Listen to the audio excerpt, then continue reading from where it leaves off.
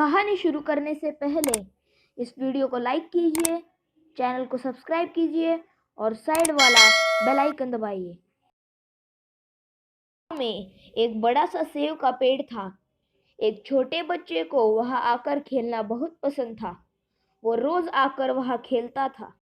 वह पेड़ के ऊपर चढ़कर सेव तोड़कर खाता था और खेलने के बाद वह सो जाता था। उसे वह पेड़ बहुत पसंद था और पेड़ को भी वो बहुत पसंद था। समय बीता और वो बच्चा बड़ा हुआ और अब वो उस पेड़ के साथ नहीं खेलता था। एक दिन वो लड़का पेड़ के पास आया। पेड़ ने पूछा, क्या तुम मेरे साथ खेलोगे? लड़का बोला, नहीं, मैं अब बड़ा हो चुका हूँ। उसने कहा कि मुझे खेलने के लिए खिलौने चाहिए और उसके लिए पैसे लगते हैं।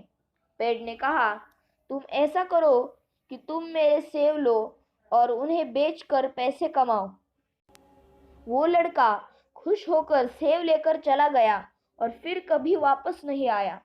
एक दिन वो वापस आया, पर वह अभी बहुत बड़ा हो गया था। वो वापस आने पर पेड़ ने कहा, चलो अब तुम मेरे साथ खेलो।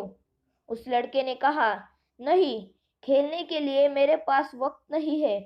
अब मुझे और मेरे परिवार को रहने के लिए घर चाहिए। पेड़ ने कहा, ठीक है, तुम मेरी डालियां ले लो और उससे अपना घर बनाओ। वो खुश होकर चला गया और कभी वापस नहीं आया।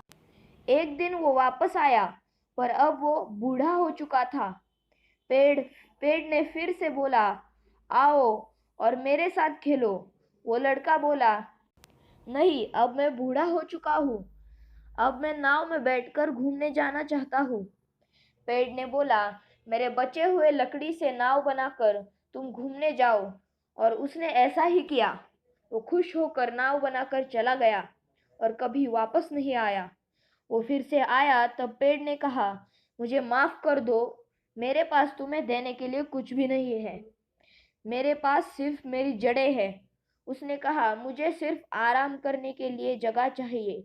ठीक है, पेड़ ने कहा, तुम मेरी जड़ों पर लेट जाओ। यह कहानी हम सब की है। वह पेड़ हमारे माता पिता है और वह लड़का हम।